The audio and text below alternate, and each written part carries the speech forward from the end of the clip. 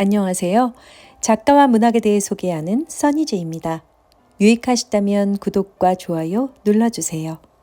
오늘의 문학은 그림 형제의 12명의 춤추는 공주들입니다. 옛날 이쁘고 명랑한 12명의 딸을 둔 왕이 있었습니다. 그 딸들은 노래하고 악기를 연주하고 잘 차려입는 것을 좋아했지요. 하지만 무엇보다도 춤추는 것을 가장 좋아했습니다. 공주들의 어머니는 막내 공주를 낳고 바로 죽었습니다. 그래서 왕은 혼자서 딸들을 키웠어요. 딸들은 늘 아버지 곁에 뛰어다녔고 딸들이 원하는 것을 왕은 뭐든지 다 해주었습니다. 그런데 언제부터 공주들은 그다지 명랑해 보이지가 않았습니다. 연설 공부 시간에는 말을 잘 하지 않았고 왕궁을 방문한 대사를 대접하는 저녁 식사에서는 하품만 했습니다. 잠깐 이러고 말겠지? 시간이 지나면 괜찮아지겠지. 그러던 어느 날 아침, 왕은 구두장에게서 무도화 12켤레의 가격이 적힌 기다란 계산서를 받았지요. 아니 이럴 수가. 내가 그동안 너희들에게 너무 오냐오냐 한 것 같구나. 지금부터 왕족으로서 너희들이 지켜야 할 의무를 가리키겠다. 밤늦은 외출, 파티, 그리고 특히 춤을 금지한다. 왕은 공주들이 싫다는 투정을 부리지 않아서 이상했습니다. 말대답 잘하는 첫째 공주조차도 아무 말이 없었지요. 하지만 서재 밖으로 나간 공주들이 입을 틀어막고 킥킥거리며 웃는 소리가 들렸습니다. 무슨 일을 꾸미고 있나? 그날 밤 왕은 공주들을 일찍 침실로 보내고 문을 잠갔습니다. 다 딸들을 위해서야. 아이들이 위험해지게 놔둘 순 없어. 아침이 되어 시녀는 공주들을 깨우러 갔다가 복도에 가득 쌓인 무도화에 발이 걸려 넘어졌습니다. 신발들은 다 닳아 있었고 밑창까지 너덜너덜했습니다. 시녀들은 왕에게 이 소식을 전했지요. 공주들이 춤을 추러 간 게로군. 그런데 어떻게 나갔지?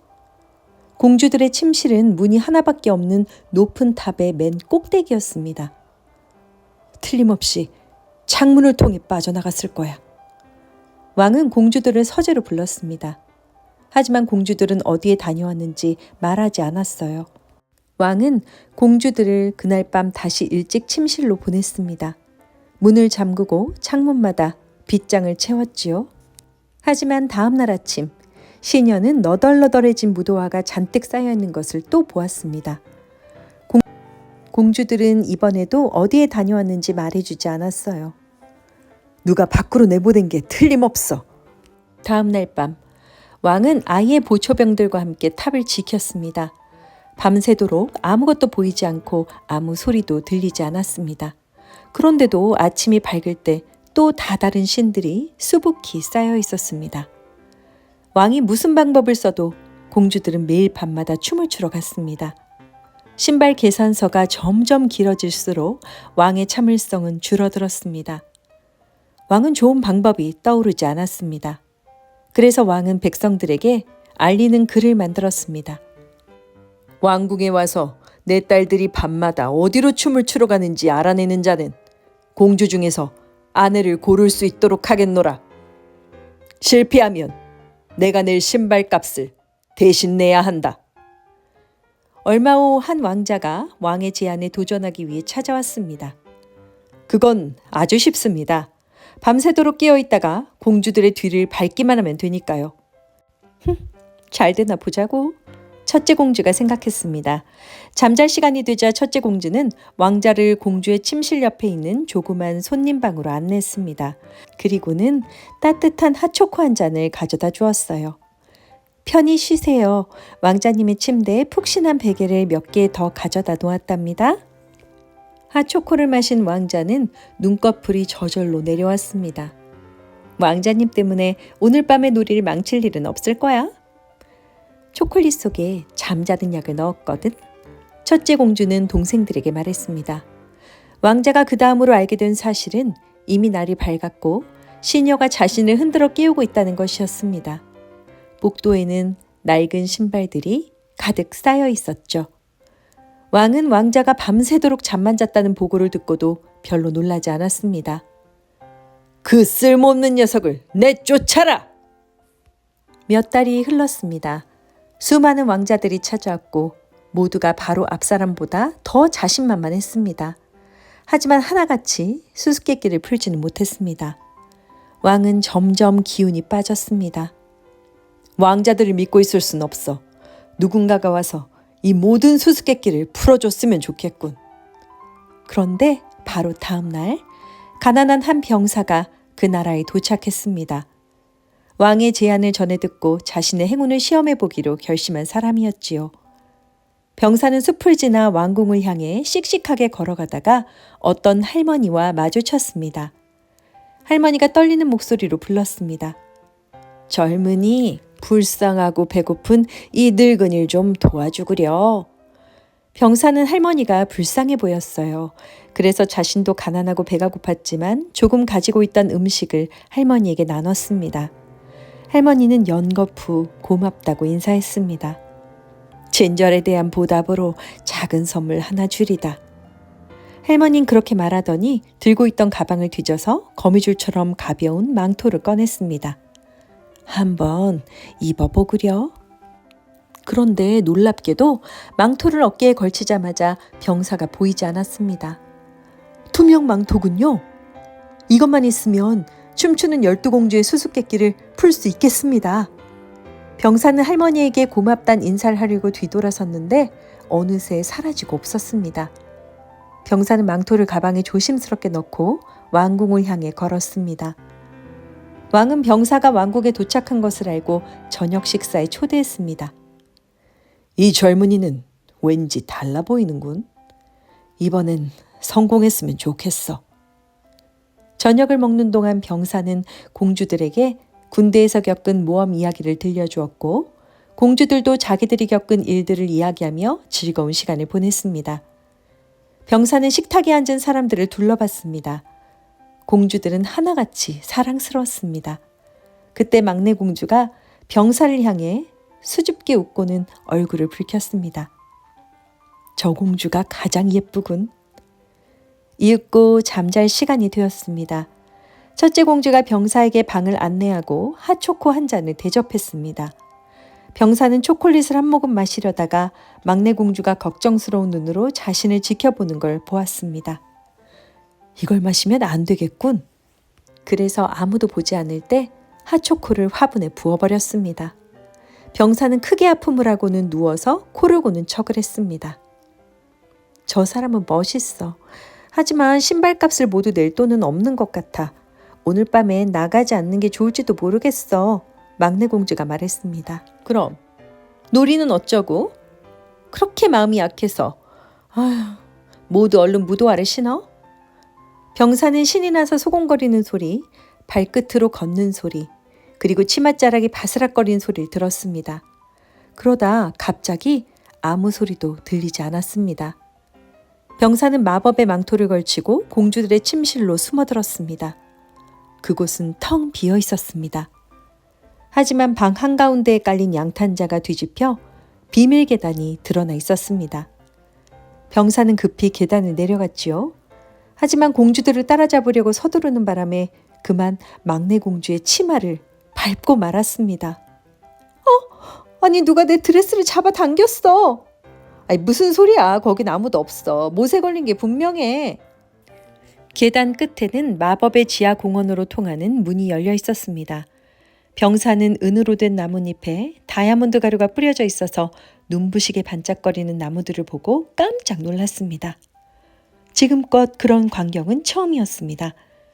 병사는 돌아갈 때 가지고 가려고 반짝거리는 나뭇가지 하나를 꺾었습니다. 그러자 크고 날카로운 소리가 났습니다. 저 소리 들었어? 누가 우리를 따라오는 게 분명해. 막내 공주가 언니들에게 소리쳤습니다.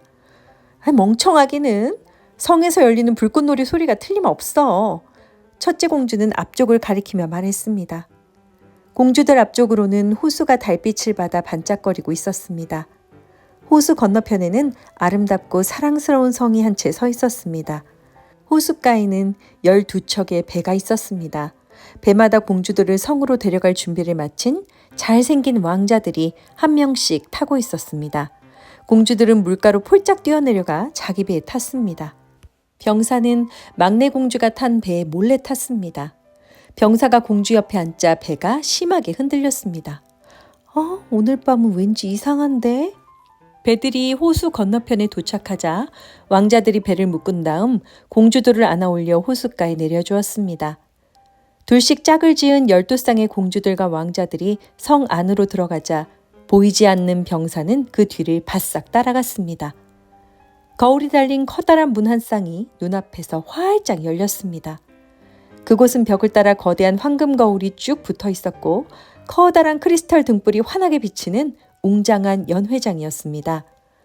왕자와 공주들이 문을 지나는 순간 갑자기 아름답고 신나는 음악이 연회장에 울려 퍼졌습니다. 음악 소리가 더 커지자 왕자들과 공주들은 춤을 추기 시작했고 모두가 마법에라도 걸린 것처럼 근사한 동작으로 빙글빙글 돌았습니다. 반짝거리는 대리석 바닥을 미끄러지듯이 밟고 지나가는 공주들은 모두 눈이 부시게 아름다웠습니다. 하지만 병사는 오직 막내 공주만을 바라보고 있었습니다. 내가 막내 공주와 춤을 추고 있다면 얼마나 좋을까? 12명의 공주는 신발이 다 닳을 때까지 계속 춤을 췄습니다. 그러다 시작할 때와 똑같이 갑작스럽게 연주 소리가 멎었습니다. 사람들은 하는 수 없이 배로 돌아갔습니다. 그리고 왕자들은 공주들을 호수 건너편으로 데려다주기 위해 노를 저었지요. 올 때 그랬던 것처럼 병사는 돌아갈 때도 막내 공주가 탄 배에 올라탔습니다. 병사는 내리자마자 자기 침대로 뛰어들어갔고 공주들이 후에 뒤에 도착했습니다. 공주들은 피곤하지만 행복한 표정으로 다른 신발들을 벗어 던졌지요. 그리고는 요란하게 코를 골고 있는 병사를 들여다보았습니다. 밤새 푹 자고 있었네. 아유, 아무 걱정하지 말라고 했잖아. 좋은 사람인데 이번엔 속지 말았어야 했어. 병사는 이불 속에서 공주들이 살금살금 자기들의 침실로 돌아가 문을 닫는 소리를 들으며 씩 웃었습니다. 얼른 아침이 왔으면 좋겠다고 생각했지요. 공주들이 잠자리에 들고 그리 오래 지나지 않았을 때 시녀가 공주들을 깨우러 왔습니다. 시녀는 탑의 문을 열고 평소처럼 복도에 쌓여있는 다 떨어진 무도화를 보았습니다. 하지만 병사가 눈을 뜨고 있는 것을 보고 깜짝 놀랐습니다. 병사는 씩씩하게 왕의 서재로 걸어갔고 12공주들은 하품을 하면서 눈을 개슴츠레 뜬 채 어리둥절한 표정으로 뒤를 따랐습니다. 어떻게 됐나? 배야, 의문을 풀었습니다. 정말인가? 그렇습니다. 12공주님들이 밤마다 어디에 가시는지 알아냈습니다. 병사는 마법의 망토와 비밀 계단, 반짝거리는 나무, 그리고 눈이 부시게 빛나는 호수 건너편의 아름다운 성에 대해 모두 이야기했습니다. 왕은 믿어지지 않았습니다. 그 말이 사실이란 걸 내가 어떻게 믿나? 그래서 이렇게 증거를 가져왔습니다. 나뭇가지를 본 왕은 그제서야 병사의 말을 믿었습니다. 자네는 수수께끼를 풀었으니 보상을 요구해도 좋다. 12공주 중에 누구와 결혼하고 싶은가? 가장 어리고 가장 사랑스러운 공주님입니다. 공주님도 원하신다면요. 나도 좋아요. 막내 공주가 기쁘게 대답했습니다. 그래서 왕국의 모든 사람들이 왕궁에서 열리는 웅장한 무도회에 초대를 받았습니다. 공주들과 손님들은 밤새도록 춤을 추었지요. 그리고 국왕도 함께 춤췄답니다.